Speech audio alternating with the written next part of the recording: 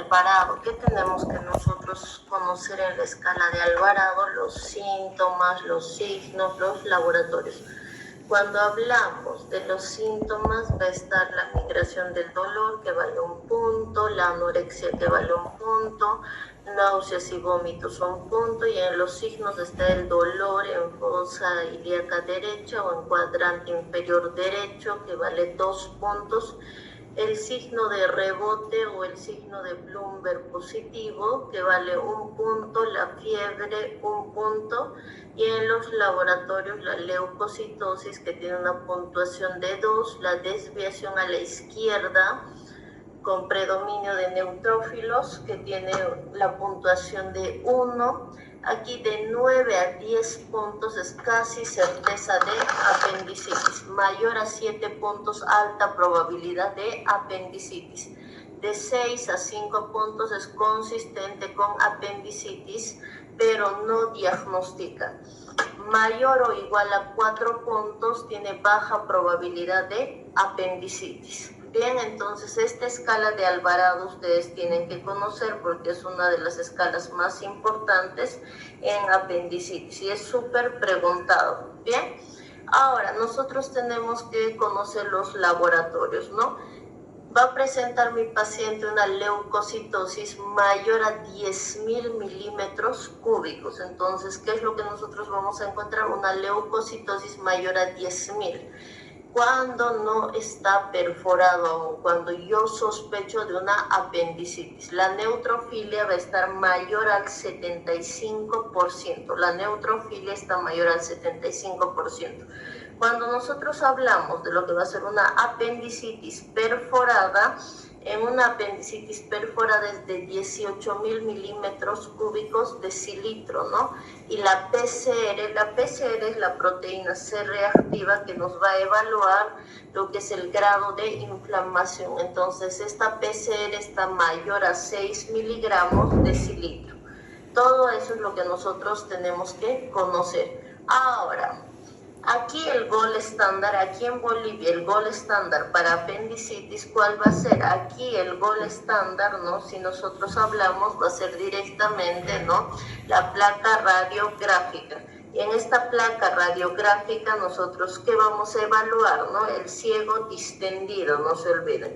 Evaluamos el ciego distendido, niveles hidroaéreos aumentados, los fecalitos, borramiento del tejido adiposo, borramiento del psoas, del músculo psoas, escoliosis lumbar, que es una posición antiálgica, la presencia de gas en la luz del apéndice. Entonces nosotros acá para Bolivia el gol estándar es la placa radiográfica. Ahora, si ustedes evalúan los libros o ven los libros, ¿no? Por ejemplo, si evaluamos el Schwartz de cirugía, ¿no? ¿Qué es lo que indica? Indica, ¿no?, que el gol estándar es lo que va a ser, por ejemplo, la resonancia magnética, las tomografías, pero eso cuando hace referencia, ¿no?, sobre todo para Europa, ¿no? Y si estamos hablando de nuestro medio, es la placa radiográfica. Eso nosotros tenemos que enfatizar con el jurado, ¿no?, que nos vaya a preguntar. Bien, aquí ustedes pueden ver lo que va a ser el fecalito, ¿no? Aquí podemos ver lo que es borramiento del psoas, ¿no? Borramiento del tejido adiposo, borramiento del psoas, del tejido adiposo, ¿no? Podemos observar también una escoliosis, ¿no?, que es una posición antiálgica para el dolor.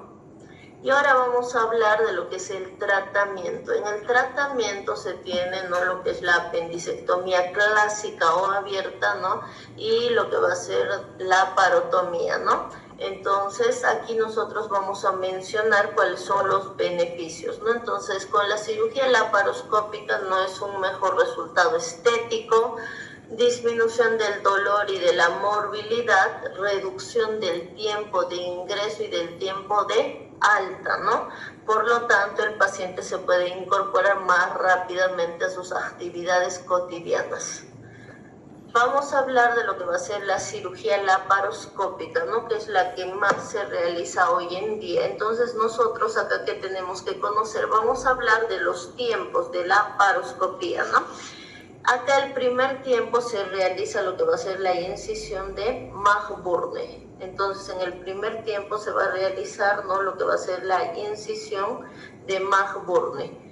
Acá nosotros vamos a empezar, ¿no?, con el segundo tiempo, ¿no? Una vez que se realiza la incisión, se separa el tejido celular subcutáneo, se hace una sección de la aponeurosis del oblicuo mayor, luego se separan las fibras musculares de acuerdo a su dirección, hasta llegar al peritoneo, ¿no? Luego se abre y entra a la cavidad abdominal. Entonces, una vez más, se separa el tejido celular subcutáneo, se secciona la aponeurosis del oblicuo mayor, luego se separan las fibras musculares de acuerdo a su dirección hasta llegar al peritoneo, se ingresa posteriormente a la cavidad abdominal. En el tercer tiempo se va a realizar la búsqueda y la exteriorización del apéndice. ¿Y cómo nos ubicamos el apéndice? Por la presencia de las tenias, ¿no?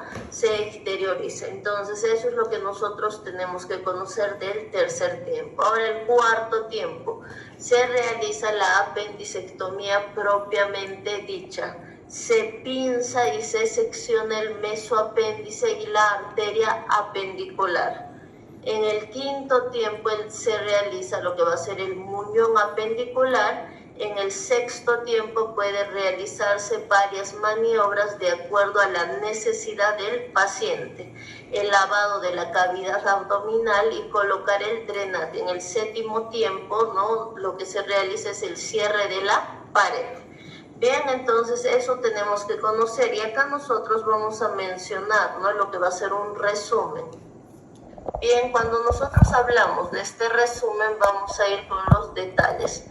Incisión de Magburne, y no se olviden que cuando hablamos, ¿no?, de, por ejemplo, ¿no?, de una cirugía convencional, ¿no?, aquí está lo que es la incisión de Magburne, ¿no? Ahora, ¿qué es lo que cambia, ¿no?, en una cirugía laparoscópica? La colocación de los trócares, no se olviden, ¿no? Entonces, ¿dónde se realiza la sección? En una cirugía laparoscópica a nivel de lo que va a ser de hipogastrio, ¿no? En hipogastrio, ¿no?, se realiza en fosa ilíaca izquierda, ¿no?, y en región periumbilical. Entonces, ¿dónde se colocan los trócares? En hipogastrio, en región periumbilical y en la región, ¿no?, de fosa ilíaca izquierda. ¿Esto para qué es? Esto es para poder manipular, no se olviden, de mejor manera el apéndice. Si colocamos en el lado derecho no se va a presentar una buena amplitud. Ahora, se va a realizar después, ¿no?, lo que es la apertura abdominal, búsqueda de exteriorización del apéndice, búsqueda y exteriorización del apéndice. Cuarto tiempo, la apendicectomía propiamente dicha. Quinto tiempo, la sección de la base y control del muñón. Y el sexto tiempo, lavado abdominal y drenaje. Y el séptimo tiempo sería el cierre de la pared. Bien, entonces eso es lo que nosotros tenemos que conocer. Bien, acá nosotros tenemos, ¿no?, un caso clínico, por ejemplo, que el diagnóstico ustedes lo hacen rápidamente, ¿no? Paciente masculino de 25 años acude a sala de emergencias del Hospital México con un cuadro clínico de 5 horas de evolución, caracterizado por presentar dolor en epigastrio que migra a mesogastrio y se acentúa en fosa ilíaca derecha. Tipo cólico, además refiere a anorexia, náuseas que llegan al vómito en 8 oportunidades de contenido alimenticio. Bien, entonces aquí, por ejemplo, el examen físico se evidencia signo de psoas y signo del obturador positivo. ¿Cuál sería el diagnóstico? Aquí directamente estamos hablando de una apendicitis. Bien, entonces ustedes, ¿qué es lo que tienen que enfatizar, ¿no?, en su historia clínica? Motivo de consulta, dolor abdominal y pueden poner alzas térmicas, perdón, y fiebre, ¿no?, porque estamos colocando en palabras de mi paciente. Ahora, cuando nosotros mencionamos lo que va a ser, por ejemplo, ¿no?, una apendicitis en la enfermedad actual, tiene que decir, ¿no?, paciente con un cuadro clínico, ¿no?, de tantas horas de evolución, caracterizado por presentar dolor en epigastrio que migra a mesogastrio y se acentúa en fosa ilíaca derecha, tipo cólico con una intensidad 8/10 en la escala del dolor, ¿no? Vamos a hablar, ¿no? Que va a ser tipo cólico, ¿no? Con una intensidad 8/10 en la escala del dolor, en la escala de EVA, que no se atenúa en reposo y se exacerba la deambulación. Además de anorexia, alzas térmicas no cuantificadas, motivo por el cual acude al hospital Solomon Clay, donde el médico de turno, previos laboratorios y placa radiográfica, decide su internación al servicio de cirugía. Paciente indica que el 26 de septiembre a horas 8 de la mañana se le realizó una apendicectomía sin complicaciones. Paciente cursando tantos días de internación, refiere mejoría del cuadro clínico de ingreso. Entonces, todo eso nosotros tenemos que conocer. Bien, hasta ahí no sé si tenemos alguna duda, alguna pregunta. Bien, hasta ahí creo que no tenemos duda, ¿no? Acá nosotros, ¿no? También debemos mencionar, doctores, ¿no? En el diagnóstico, apendicectomía resuelta, ¿no? Por apendicectomía laparoscópica, ¿no? Apendicitis aguda resuelta por apendicectomía laparoscópica convencional, ¿no? Y acá no me pueden colocar abdomen agudo. Posterior a una cirugía ya no es abdomen agudo, doctores. Cuando ingresa al hospital con dolor, con compromiso del estado general, ¿no? Con este abdomen en tabla, ahí nosotros vamos a hablar de lo que va a ser, por ejemplo, ¿no? De un abdomen agudo, de una apendicitis, pero si no, nosotros no tenemos por qué colocar en mi diagnóstico, ¿no? Ahora, lo que sí pueden colocarnos, por ejemplo, si ustedes ven, ¿no? Que el paciente está con drenaje, ¿no? Ustedes tienen que describir en lo que es en examen físico, ¿no? Y ahí además ustedes, por ejemplo, en abdomen en inspección, ¿no? Colocan se evidencia abdomen globoso, expensas de tejido celular subcutáneo, ¿no? ¿No? Colocan, ¿no? Se evidencia además heridas quirúrgicas, ¿no? En región, ¿no? De hipogastrio, fosa ilíaca izquierda, región periumbilical, sin signos de cubierta por gasas limpias y secas, sin signos de inflamación ni infección. Entonces ustedes tienen que colocar las características en inspección. Bien, entonces ahora si yo les pregunto qué medicamentos vamos a utilizar en la conducta, ¿quién me puede responder qué medicamentos usamos en nuestra conducta? Vamos, doctores, ¿qué medicamentos colocarían en la conducta?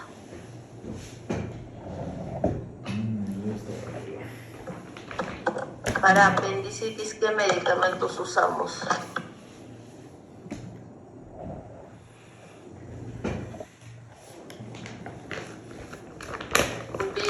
Voy a empezar a preguntar entonces. Naloxona, doctora, de Tinclamol, y tal vez también metamizol, ¿no? Perdón, metronidazol. Bien, doctora, ¿y por qué utilizas ceftriaxona? Bueno, para ampliar, ¿no? Porque, o sea, ceftriaxona es más para gram positivos, pero para cubrir todo, ¿no? Y metronidazol es también más para gram negativos. Entonces, para abarcar, tener un amplio espectro. Si hablamos de los detalles, doctorita, cuando hablamos de ceftriaxona de tercera generación es para cubrir lo que va a ser gram positivos y gram negativos. La ceftriaxona cubre más gram negativos. Ahora, el metronidazol es el único medicamento que cubre anaerobios, no se equivoquen, ¿bien? Gracias, doctorita. Entonces, esto tenemos que manejarlo, ¿no? Muy bien. Bueno, la dipirona no es necesario colocar porque cuando uno está, ¿no? Estás administrando unos buenos medicamentos, es imposible, ya que el paciente realice lo que es alzas térmicas, ¿no? Y el analgésico acá que no debe faltar, que va a ser el ketorol de 30 miligramos cada 8 horas. Ahora sí me gustaría que coloquen lo que es, por ejemplo, ¿no?, la metoclopramida, ¿no? La metoclopramida de 10 miligramos PRN, ¿no? Entonces estos pacientes sí pueden presentar náuseas y vómitos. Bien, ahora sí vamos a empezar con otro tema que es muy importante que ustedes conozcan, sobre todo lo que es la anatomía. Bien, entonces aquí en la anatomía, ¿no? Les quería comentar, doctores, que quienes han terminado ya el curso ayer, hoy día los que han terminado ya se les va a sacar de lo que es del grupo, doctores, eso les quería comentar, ¿no? Porque ahora voy a revisar en Excel quienes ya han terminado. Entonces, si quieren retomar el curso, es otra vez la cancelación, ¿no? Cualquier cosa me escriben, ¿bien? Entonces, vamos a describir lo que va a ser la anatomía. Aquí tenemos el conducto hepático izquierdo, el conducto hepático derecho. La unión del conducto hepático izquierdo y derecho forma el conducto hepático común. Aquí nosotros tenemos lo que va a ser la vesícula biliar. De la vesícula biliar nace este conducto cístico. La unión del conducto cístico con el conducto hepático común forma lo que va a ser el colédoco. Y el colédoco se va a unir con el conducto pancreático. Y la unión del conducto colédoco con el conducto pancreático forma lo que va a ser la ampolla de Vater, no se olviden, ¿no? Va a formar, ¿no?, lo que es este conducto, ¿no? Por favor, desactivan sus audios. Está enfocado todavía el caso clínico. Ah, ya, perdón, muchas gracias, doctor, va a disculpar. Pensé que ya estaba ya, mil gracias. Entonces aquí, doctores, no, muchas gracias.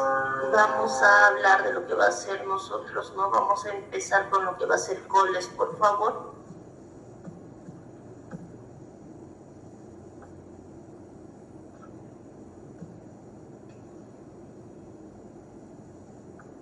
Ahora sí, empezamos con coles, entonces con la anatomía, ¿no? Miren, primero acá tenemos el conducto hepático izquierdo, el conducto hepático derecho, ¿no? La unión de ambos va a formar el conducto hepático común, ¿bien? Ahora, ¿qué nace de la vesícula biliar? Nace el conducto cístico. La unión del conducto cístico con el conducto hepático común forma lo que va a ser este conducto, que es el conducto colédoco. La unión de lo que va a ser del conducto colédoco, ¿no? Se va a unir este conducto colédoco con el conducto pancreático, ¿no? Y aquí esta unión forma lo que es la ampolla de Vater, ¿no? Entonces, una vez más, súper rápido, ¿qué nace, ¿no?, de lo que es de la vesícula biliar? El conducto cístico. Bien, acá tenemos lo que va a ser el conducto hepático izquierdo, el conducto hepático derecho, la unión forma el conducto hepático común. La unión de lo que va a ser del cístico con el conducto hepático común forma el colédoco. Y la unión del colédoco con el conducto pancreático va a formar lo que va a ser la ampolla de Vater, y dentro de la ampolla de Vater se encuentra el esfínter de Oddi, ¿no? Ahora, ¿cuál es la capacidad del reservorio de la vesícula biliar? Va a presentar un reservorio de 30 a 50 ml. Bien, entonces, ¿cuáles son las características de la vesícula biliar? Que presenta un fondo, presenta un cuerpo, ¿no? Y presenta un cuello o un infundíbulo. Eso es lo que presenta, no se olviden, ¿no? Entonces eso es muy importante. Denme un segundo, perdón, me están escribiendo.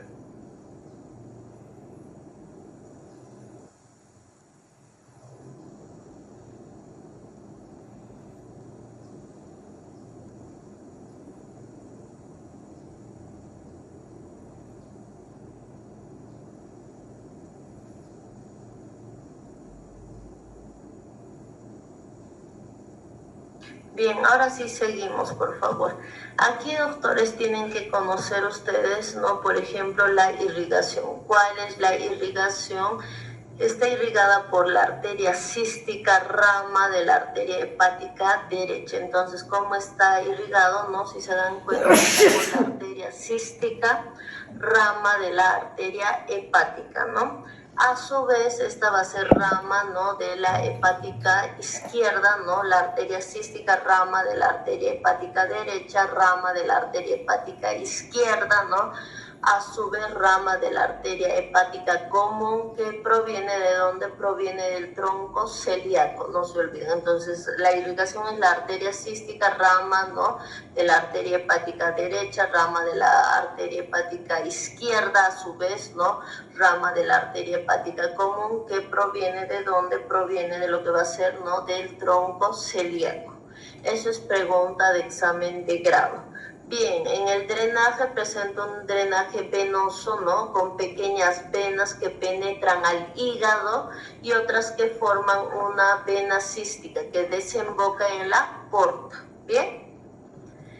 La histología. En la histología, ¿no?, tenemos que conocer, ¿no?, de afuera hacia adentro, ¿no? ¿Cuál es la histología? El peritoneo, la subserosa, la capa muscular y la mucosa, de afuera hacia adentro, ¿no?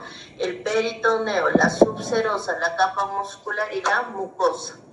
Ahora, ¿cuál es la fisiología que nosotros también tenemos que manejar? Las características de lo que va a ser de la bilis.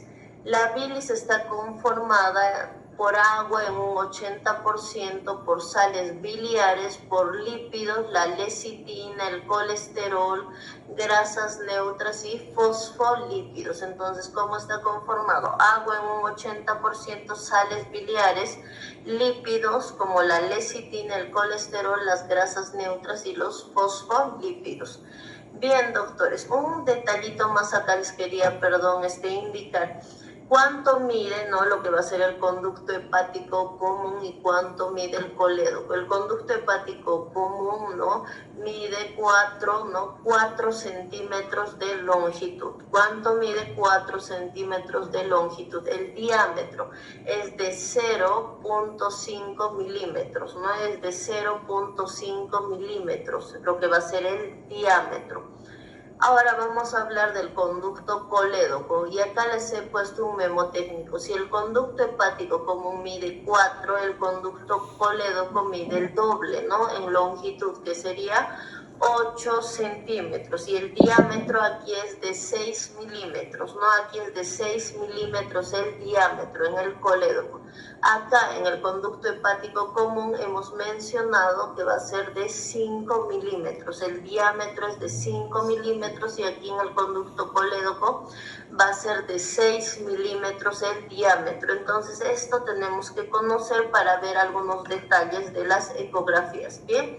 Ahora sí seguimos. Tenemos que conocer lo que va a ser la definición y posteriormente los factores de riesgo.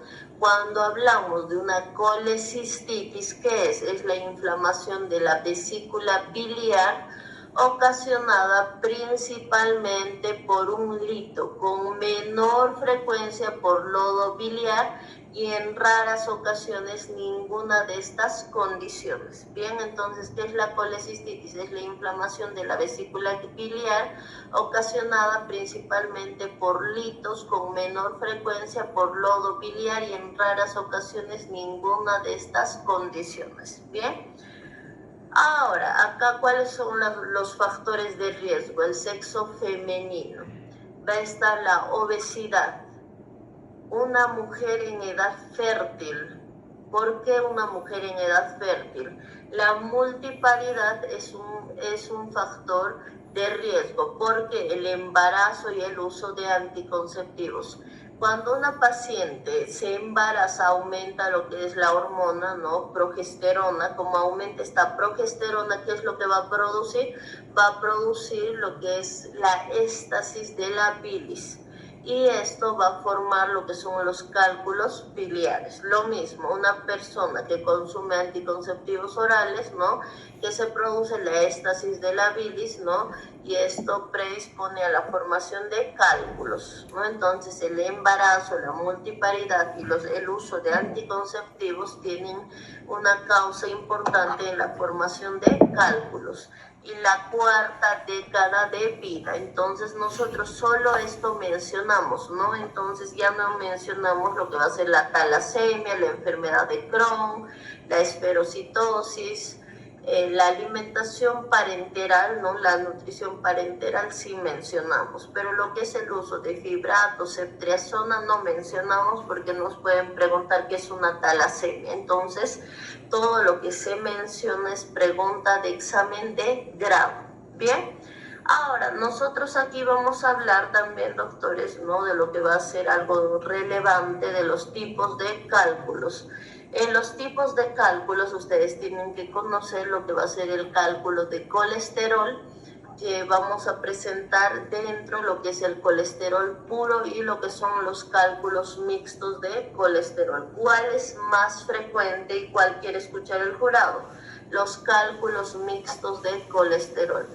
Va a tener las características de un colesterol mayor al 50%, el calcio, las bilirrubinas, las proteínas, los carbonatos y los fosfatos. Entonces, estas son las características de los cálculos mixtos de colesterol. Después tenemos los cálculos pigmentarios. Aquí tenemos los cálculos negros y los cálculos marrones. Cuando hablamos de los cálculos negros, aquí tiene la composición de bilirrubinas, carbonatos, fosfatos, calcio y proteínas. Los cálculos marrones, su composición es bilirrubinas, calcio, ácido palmítico, ácido esteárico. Entonces esas son las características. ¿Cuál tienen que conocer para su examen? Los cálculos mixtos, las características. En la fisiopatología, por ejemplo, ¿cuál es la causa? Se produce por una oclusión de un lito en el conducto cístico. Se produce por la oclusión de un lito en el conducto cístico. ¿Esto que va a producir? Va a generar lo que es la elevación de la presión intravesical. Se distiende la pared de la vesícula biliar. ¿Por qué se distiende? Porque esta bilis va a presentar una éstasis y por la oclusión del cálculo lo que hace la pared es distenderse, aumenta la presión intravesical. Cuando se distiende es lo que va a producir el dolor, este cólico biliar. Ahora, esta éstasis de bilis va a ser, ¿no?, predisponente a ¿qué? A proliferación bacteriana. Bien, entonces esto tenemos que conocer.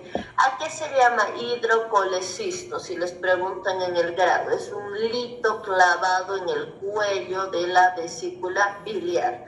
Entonces esa es la definición de un hidrocolecisto, lito clavado en el cuello de la vesícula biliar.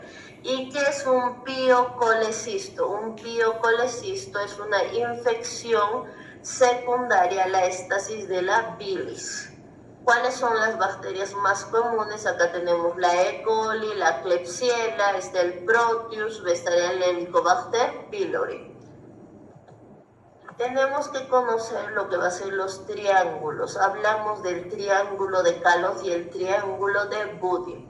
Esto que ustedes se fijan, doctores, es el triángulo de Calot. Está conformado, miren, por la arteria cística, por el conducto hepático común y aquí está el conducto hepático común y el conducto cístico. Entonces, ¿cómo está conformado el triángulo de Calot? Arteria cística, el conducto hepático común y por lo que va a ser el conducto cístico. De esa manera está conformada, ¿no?, el triángulo de Calot. Bien, eso es pregunta de examen de grado. Ahora hablamos del triángulo de Budi. ¿Cómo está conformado? Está conformado por el conducto cístico, va a estar conformado por el conducto hepático común y por el borde inferior del hígado. Triángulo de Budi, borde inferior del hígado. Eso tenemos que conocer. Vamos con el cuadro clínico. El 50% de los pacientes son asintomáticos. Bien. ¿Qué va a presentar? Dolor en hipocondrio derecho que se irradia a región interescapular o que se irradia a región de epigastrio. Bien, eso es lo que ustedes tienen que colocar en la enfermedad actual. Bien, Ahora, va a ser qué tipo de dolor, va a ser tipo cólico con una intensidad 8/10 en la escala de EVA, ¿no? Además va a estar acompañado, ¿no?, de náuseas y vómitos. Además está acompañado de náuseas y vómitos. Posterior a la ingesta de alimentos copiosos, posterior a la ingesta de alimentos colecistoquinéticos. Está acompañado de náuseas que llegan al vómito posterior, ¿no?, a la ingesta de alimentos colecistoquinéticos. Bien, entonces eso es algo muy relevante que nosotros tenemos que colocar en la enfermedad actual, ¿no? Ahí colocan motivo por el cual acude al hospital, México, donde médico de turno, previos laboratorios y ecografía decide su internación al servicio de cirugía. Paciente indica que el 26 de septiembre a horas 8 de la mañana se le realizó una colecistectomía laparoscópica sin complicaciones. Paciente cursando tantos días de internación, ¿no? Entonces, de esa manera se realiza. Nosotros vamos a realizar aquí lo que va a ser este signo de Murphy, ¿no? ¿En qué consiste el signo de Murphy? Se va a trazar una línea medio clavicular. Entonces, ¿en qué consiste este signo de Murphy? ¿No? En que se va a trazar una línea medio clavicular. Trazamos una línea medio clavicular. Y vamos a trazar también una línea imaginaria a nivel del reborde costal. Entonces trazamos línea medio clavicular y una línea horizontal a nivel del reborde costal. En el punto de intersección de ambas líneas se va a realizar lo que es una presión, no se olviden, se realiza, como observan, una presión. ¿Y qué es lo que va a presentar? El paciente va a tener una interrupción de la respiración por el dolor. Esto es un signo de Murphy positivo. No le decimos al paciente, meta aire por favor, y ahí nosotros hacemos una presión y que va a presentar la interrupción de la respiración. Esto nos indica un signo de Murphy positivo y doloroso. Vamos a hablar de lo que es la colelitiasis. Cuando hablamos de la colelitiasis, ¿qué es la colelitiasis? Es la presencia de un cálculo a nivel del colédoco. Eso es colelitiasis, la presencia de un cálculo a nivel de la vesícula biliar, es la presencia de un cálculo a nivel de la vesícula biliar. Bien, eso es colelitiasis. Ahora, acá nosotros, ¿cómo realizamos el diagnóstico? El diagnóstico se va a realizar primero, por lo que va a ser, vamos a realizar, ¿no?, los exámenes clínicos. Primero realizamos, ¿no?, lo que va a ser la semiología. Posteriormente voy a pedir exámenes complementarios como la ecografía abdominal. No vamos a pedir una ecografía de vías biliares, tenemos que ser bien específicos. Vamos a pedir lo que es laboratorios, hemograma, bilirrubina indirecta, directa, total. Acá nosotros, ¿qué observamos en la ecografía? Aquí se observa, ¿no?, lo que va a ser la sombra acústica. Esto es la sombra acústica que todo cálculo va a formar, ¿no? Todo cálculo forma una sombra acústica. La presencia de un lito, bordes irregulares, se observa lo que es los bordes irregulares, se observa lo que va a ser el barro biliar y se va a observar aquí además, ¿no?, una pared mayor a 4 milímetros. Se va a evidenciar una pared mayor a 4 milímetros. Bien, entonces hemos dicho una sombra acústica, la presencia de un lito, o también se puede observar en muchas ocasiones el barro biliar, bordes irregulares, y aquí el diámetro de la pared es mayor a 4 milímetros. Vamos a empezar por lo que va a ser una colecistitis aguda. ¿Qué es una colecistitis aguda? Es la inflamación de la vesícula biliar y es una de las complicaciones más frecuentes de colelitiasis. Es la inflamación de la vesícula biliar y es una de las complicaciones más frecuentes de colelitiasis. Cuando hablamos de colelitiasis aguda, ¿no?, de lo que es una colecistitis o colelitiasis aguda, tenemos que enfatizar que va a ser, ¿no?, menor a 2 episodios de cólico biliar. Va a ser menor a 2 episodios de cólico biliar. Bien. Ahora, cuando nosotros hablamos acá, no solo tenemos, ¿no?, lo que va a ser una colecistitis aguda por cálculos, también tenemos la colecistitis alitiásica, también tenemos la colecistitis alitiásica. Y voy a empezar por lo que es la colecistitis alitiásica. Está causada por el Clostridium de Wesch, ¿no? Entonces está causada la colecistitis, no se olviden, alitiásica, está causada por el Clostridium de Wesch. ¿Qué quiere decir?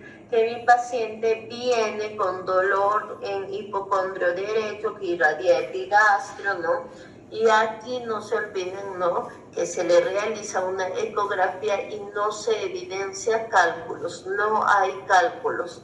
Entonces, ¿qué se hace en este tipo de pacientes? Lo que se va a realizar va a ser directamente, ¿no?, el tratamiento con metronidazol. Se va a iniciar lo que va a ser el tratamiento con metronidazol de 500 miligramos cada 12 horas, durante 5 días, y posteriormente se le vuelve a realizar lo que va a ser una ecografía. Bien, entonces eso es una colecistitis alitiásica, ¿no?, que está causada por el Clostridium de Wesch. Ahora, acá nosotros hablamos, ¿no?, de lo que va a ser la colecistitis litiásica, y obviamente que aquí sí va a estar causado, ¿no?, por lo que va a ser un cálculo, un lito que va a estar enclavado a nivel del cuello de la vesícula biliar, ¿no?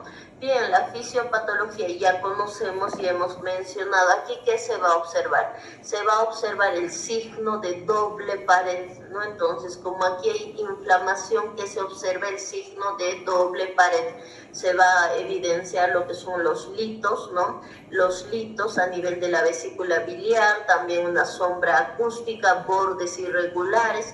Entonces, ustedes tienen que conocer de memoria, que hemos dicho, ¿no?, signo de doble pared, ¿no?, bordes irregulares, múltiples cálculos biliares que producen una sombra acústica. Entonces, eso es lo que se observa en una ecografía. ¿Qué le vamos a pedir nosotros? Vamos a pedir, además de la ecografía, ¿no?, lo que va a ser laboratorios, ¿no?, bilirrubina indirecta, directa, total, fosfatasa alcalina, ¿no? Entonces, todos estos laboratorios pedimos.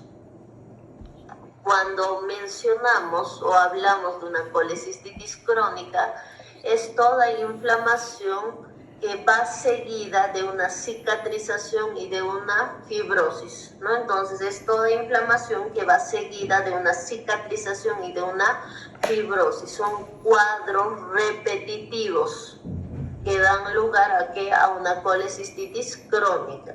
Aquí no se olviden que mi paciente va a presentar más de 3 cólicos biliares. Aquí presenta más de 3 cólicos biliares. ¿Estamos? Bien. Aquí, ¿cuáles son las complicaciones? Va a ser el piocolecisto, la gangrena vesicular y el absceso pericolecisto. Entonces, ¿cuáles serían las complicaciones? Piocolecisto, gangrena vesicular y el absceso pericolecisto. Y aquí también nosotros hablamos, doctores, ¿no?, de lo que va a ser estas características que les van a preguntar y tienen que memorizar del hidrops vesicular. El hidrops vesicular es cuando la vesícula se distiende durante el cólico biliar, se torna pálida, ¿no?, y es una vesícula adelgazada. Eso es el hidrops vesicular. Como su nombre dice, está llena de líquido, está llena de bilis. Ahora, cuando hablamos de la vesícula en porcelana, ¿no?, esta vesícula en porcelana ya es un paso a cáncer, porque hay muchos pacientes que tienen, ¿no?, lo que va a ser cálculos biliares durante 5 años, 6 años y no se quieren operar, ¿no? Entonces, estos pacientes, por estos cólicos recurrentes, ¿qué es lo que sucede? Es como cuando un globito, ¿no?, infla, desinfla, ¿no? Cuando el paciente presenta lo que va a ser el dolor la vesícula biliar se distiende. Pasa el dolor, vuelve a su tamaño normal. Entonces, ¿esto que me va a producir en la pared? Bordes irregulares, me va a producir además de lo que es una fibrosis y un engrosamiento de la pared de la vesícula biliar, ¿no? Y aquí se puede observar múltiples cálculos. Entonces, a esto se le conoce como vesícula en porcelana, que ya es un precáncer. También tenemos la vesícula de Courvoisier-Terrier, también tenemos la vesícula, ¿no?, de Courvoisier-Terrier. ¿En qué consiste esta vesícula? Esta vesícula es cuando mi paciente ya presenta lo que va a ser el cáncer a nivel de la vesícula biliar, ¿no? Y además en la cabeza del páncreas, es cuando mi paciente ya presenta lo que va a ser cáncer a nivel de la vesícula biliar y en la cabeza del páncreas. Bien, eso es lo que ustedes tienen que colocar, tienen que mencionar de colecistitis crónica. Ya saben que se ve en la ecografía: engrosamiento, bordes irregulares, múltiples cálculos, y además, ¿no?, como se engrosa lo que va a ser la pared de la vesícula biliar, el tamaño de la vesícula no disminuye. Bien, eso tenemos que conocer. Ahora vamos a hablar de lo que es una coledocolitiasis. ¿Qué es una coledocolitiasis? Es la presencia de un cálculo a nivel del colédoco, es la presencia de un cálculo en el colédoco o a nivel del colédoco. Bien. Ahora, acá nosotros vamos a hablar de lo que son los cálculos primarios y de los cálculos secundarios. Cuando yo hablo de un cálculo primario, su formación fue en la vesícula biliar y posteriormente migró al colédoco. Cuando hablamos de un cálculo secundario, quiere decir que se formó en el colédoco. ¿Cuál va a ser la clínica tan característica? Aquí mi paciente presenta acolia, que son las heces blancas, presenta lo que es una coluria, y la ictericia, presenta acolia, coluria y ictericia. ¿Qué es lo primero que nosotros realizamos? Realizamos los estudios complementarios, ¿no?, una vez que se evalúa al paciente. Aquí se realiza primero lo que es la ecografía, y recuerdan cuando les he mencionado que mide el diámetro 6 milímetros. Aquí va a estar mayor a 6 milímetros. ¿Qué nos indica mayor a 6 milímetros? Nos está indicando la presencia de un cálculo, ¿no?, a nivel de lo que va a ser del colédoco. Nos está indicando una coledocolitiasis cuando es mayor a 6 milímetros. Una vez que nosotros ya sabemos, ¿no?, que tiene una coledocolitiasis, de inmediato se hace la RCP. ¿Qué es la RCP? Es una colangiopancreatografía retrógrada endoscópica. Entonces, ¿qué es? Es una colangiopancreatografía retrógrada endoscópica, que sirve tanto como diagnóstico y para tratamiento terapéutico. Sirve como diagnóstico y tratamiento terapéutico. Eso es lo que ustedes tienen que conocer de coledocolitiasis. Ahora vamos a hablar de colangitis. Cuando hablamos de colangitis es la inflamación e infección de las vías biliares. Es la inflamación e infección de las vías biliares. Bien, acá nosotros hablamos de la tríada de Charcot y de la pentada de Raynaud. Y acá se van a acordar, ¿no?, a quienes les gustan los perritos, que tenemos, ¿no?, una mascotita que se llama Fido. Y aquí este memotécnico Fido, ¿para qué nos sirve? Para aprender la tríada de Charcot y la pentada de Raynaud. La F de fiebre, la I de ictericia y la D de dolor abdominal. Eso es la tríada de Charcot. Y la pentada de Raynaud lo mismo. Fiebre, ictericia, dolor abdominal, más alteración de la conciencia y hipotensión, más lo que va a ser la hipotensión y la alteración de la conciencia. Eso es la pentada de Raynaud.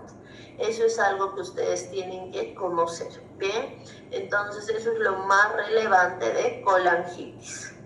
Ahora, nosotros, ¿qué laboratorios pedimos?, ¿no? En general, para todo tipo de coles vamos a pedir, ¿no?, un hemograma bilirrubina directa e indirecta total, una proteína C reactiva, amilasa y lipasa en caso de que ya mi paciente o yo sospecho de que mi paciente está con una coledocolitiasis, pedimos en ese momento lo que va a ser la amilasa y la lipasa, porque es una de las complicaciones más frecuentes, la pancreatitis.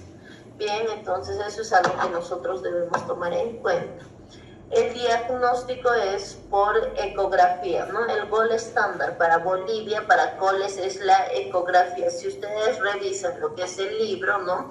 El libro nos indica, ¿no? Que el gold estándar para Europa va a ser resonancia, tomografía. Imagínense pedir todo eso acá, doctores, ¿no? Va a ser muy caro.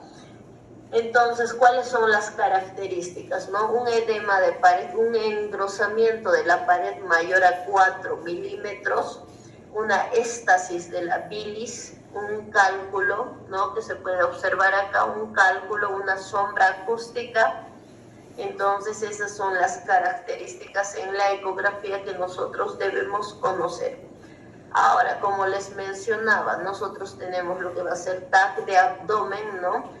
También se tiene, ¿no? Lo que es la resonancia magnética, se tiene también, ¿no? Hoy en día lo que es la colecistocolangiografía radioisotópica, ¿no? Y aquí para nuestro medio es la ecografía, ¿no? En un TAC de abdomen simple no se va a medir la densidad de los cálculos, las dimensiones de la vesícula biliar, ¿no? Entonces, eso en general. En la resonancia magnética es más elevada la sensibilidad. Ahí se puede detectar los litos más pequeños. Bien, entonces eso es lo que ustedes tienen que conocer. Ahora nosotros vamos a irnos al diagnóstico diferencial. ¿Cuál sería el diagnóstico diferencial? Aquí va a estar lo que es una neumonía, va a estar lo que es una litiasis renal, una hernia, un ERGE, una apendicitis aguda, una pancreatitis aguda, un absceso hepático. Entonces, con todas estas patologías realizamos, ¿no? El diagnóstico diferencial. En los criterios que aquí vamos a tener para diagnóstico están los criterios de Tokio. En los criterios de Tokio nosotros evaluamos lo que es el grado A, el grado B y el grado C. Eso es lo que tienen que conocer en general. Aquí se va a presentar los signos de inflamación local. Aquí tenemos el signo de Murphy positivo. En pacientes que son delgados se puede palpar una masa, dolor o defensa en hipocondrio derecho. En el grado B se va a presentar lo que va a ser los signos de inflamación sistémica. Aquí se presenta lo que es la fiebre, la PCR, que va a estar elevada, la proteína C reactiva, el recuento de glóbulos blancos, ¿no? Que va a estar los leucocitos con 18.000 milímetros cúbicos. Aquí evaluamos los hallazgos imagenológicos que ya hemos mencionado, ¿no? Lo que va a ser el cálculo, la sombra acústica, el borde irregular, el diámetro de la pared mayor a 4 milímetros. Entonces, eso es lo que ustedes tienen que conocer a grandes rasgos. No se van a ir a detalles, no se olviden. Entonces, esto es lo mucho que les van a preguntar, los grados. Más allá, no. ¿Cuál va a ser el tratamiento? El tratamiento directamente es quirúrgico. Aquí hablamos de lo que va a ser la colecistectomía laparoscópica. Bien, aquí pueden fijarse por favor en la imagen, nos podemos fijar. Aquí, ¿qué es lo que se va a realizar? Denme un segundo, ¿qué ha pasado? No, todos han ingresado a clase, nadie más se ha vuelto a conectar.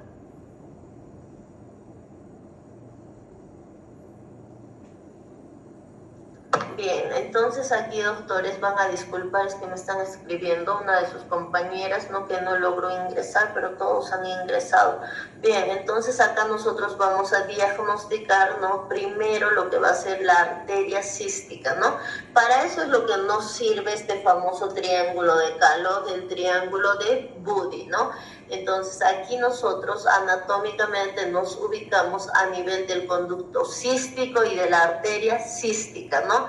Y acá está el conducto hepático común, por acá debe estar. Entonces se hace la sección. Ahora, ¿dónde? Primero vamos a detallar dónde se realiza la sección. La sección se realiza cuando hablamos de laparoscopía, se va a realizar a nivel de lo que va a ser de epigastrio. Se coloca el primer trocar, ¿no?, en el epigastrio, ¿no?, a nivel del apéndice subsifoideo, ¿no?, como ustedes quieran, y el otro trocar se coloca en hipocondrio derecho, y vamos a colocar el último trocar a nivel periumbilical. Entonces, ¿dónde se coloca? En epigastrio, en hipocondrio derecho y a nivel periumbilical. El trocar más grande va a nivel de epigastrio, ¿no? Este va a ser de 10, ¿no? Va a ser de 10 milímetros, no se olviden.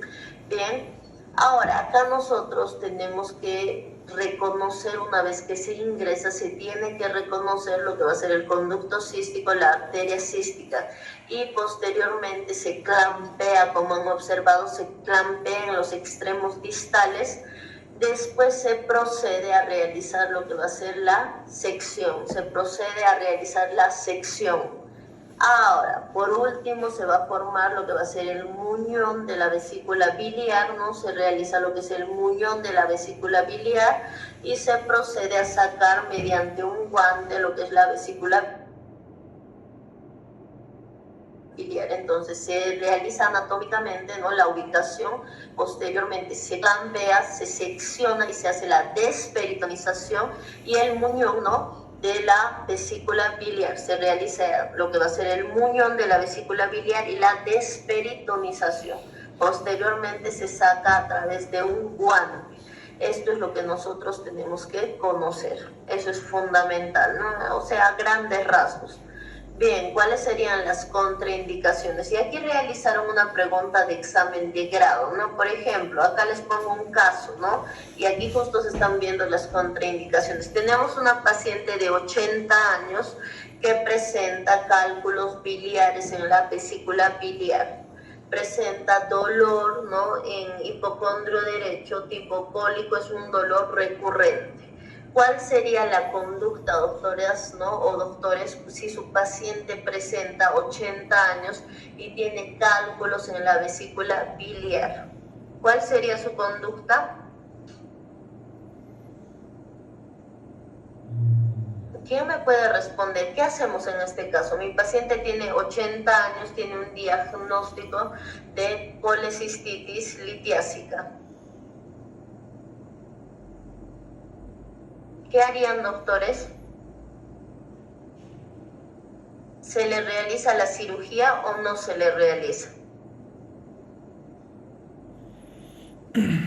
No se realiza la cirugía. ¿Por qué no se realiza la cirugía? Porque tiene más predisposición a que fallezca en la cirugía, que vaya a fallecer, ¿no?, por esta patología.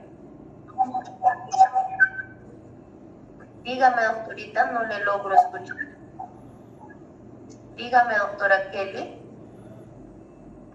Bien, entonces aquí no se realiza la cirugía, porque la cirugía tiene una alta mortalidad en edades extremas. Bien, entonces aquí la paciente, hasta el día, ¿no?, que vaya a fallecer por otras causas, no se realiza la cirugía. Eso hay que tomar en cuenta. Entonces, ¿en qué casos no se realiza la cirugía y es contraindicado? Por ejemplo, aquí, ¿no?, en lo que es casos de coagulopatías graves, hepatopatías terminales, insuficiencia cardíaca congestiva, lo que va a ser EPOC, enfermedad pulmonar obstructiva grave, ¿no?, y las edades extremas. En estos casos no se realiza la cirugía. Eso nosotros tenemos que tomar en cuenta. Bien, eso sería todo lo que es respecto a coles. No sé si tenemos dudas, tenemos preguntas, está todo claro, doctores. Bien, vamos a hablar de un tema que es la peritonitis. Denme un segundito, ahorita les comparto, por favor.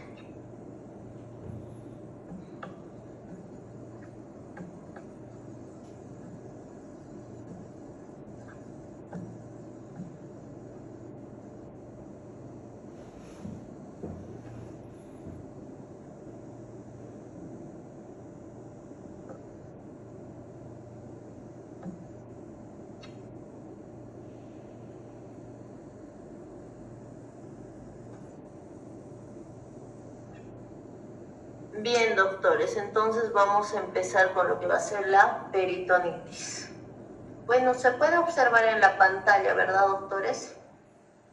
¿Qué es la peritonitis? Vamos a empezar. La peritonitis se define como el proceso inflamatorio general o localizado de la membrana peritoneal, secundario a una irritación química o una invasión bacteriana, ¿no? Ahora va a ser secundario a una irritación química o puede ser no causado por una invasión bacteriana. Bien, entonces número 1 se define como el proceso inflamatorio general o localizado de la membrana peritoneal secundario a una irritación química o a una invasión bacteriana.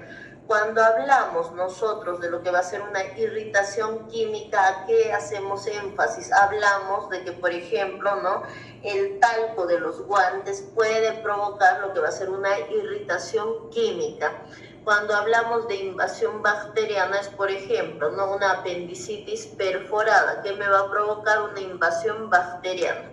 Nosotros aquí vamos a hablar del mesotelio, ¿no?, que es un exudado de líquido seroso que lubrica las vísceras y les permite deslizarse, les permite moverse, no se olviden. Entonces, ¿qué es el mesotelio? Es un exudado, un líquido seroso que lubrica las vísceras y permite el deslizamiento, el movimiento. Nosotros también mencionamos, como pueden observar en la imagen, lo que va a ser un peritoneo parietal y un peritoneo visceral.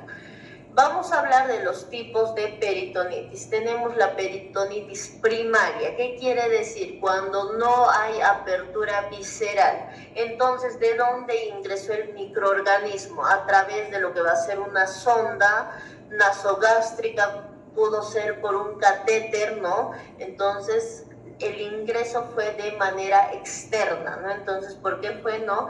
Por catéteres, por sondas.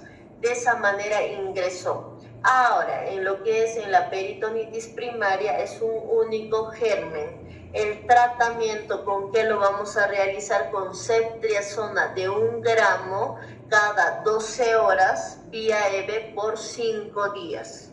Ahora, cuando hablamos de una peritonitis secundaria, aquí sí estamos hablando de un proceso infeccioso de una víscera, ¿no? Entonces aquí hacemos énfasis, por ejemplo, una apendicitis que se perforó. Aquí se va a presentar múltiples gérmenes, va a ser multigermen, no va a existir solo un microorganismo, son varios microorganismos. ¿Qué quiere decir?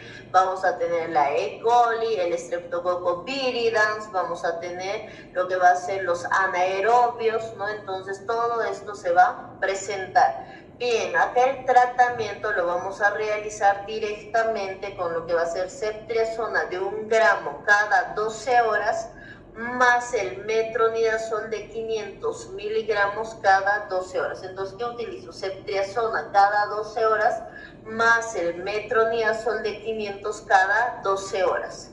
Estamos utilizando ya 2 medicamentos. A eso hace énfasis lo que es una peritonitis secundaria. Cuando hablamos de una peritonitis terciaria, es cualquiera de las 2 anteriores no responde al tratamiento. Cualquiera de las 2 anteriores no responde al tratamiento.